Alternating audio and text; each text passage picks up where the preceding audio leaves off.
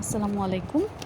এটি সরকারি প্রাথমিক বিদ্যালয়ের প্রথম প্রান্তিক মূল্যায়নের তৃতীয় শ্রেণীর ধর্ম পরীক্ষার প্রশ্ন।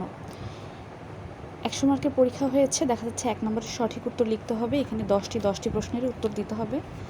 ২ এর শূন্যস্থান পূরণ করতে হবে যে কোনো ৫টি এবং ৩ এর শুদ্ধ অশুদ্ধ লিখতে হবে যে কোনো ৫টি। প্রত্যেকটি প্রশ্নই অনেক সহজ এসেছে এবং বইয়ের ভেতর থেকে এসেছে। আমি যেহেতু লাইন বাই লাইন দাগিয়ে পড়িয়েছিলাম তাই আমার ছেলেমেয়েদের খুব একটা সমস্যা হয়নি বুঝতে।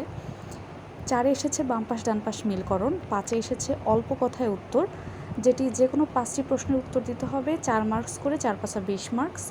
এবং ৬-এ এসেছে বড় প্রশ্ন, ৫টি প্রশ্নের উত্তর দিতে হবে। এখানে ৮ মার্কস করে, ৫ আটা ৪০ মার্কস। প্রত্যেকটা প্রশ্নই বইয়ের ভেতর থেকে এসেছে বেশিরভাগই।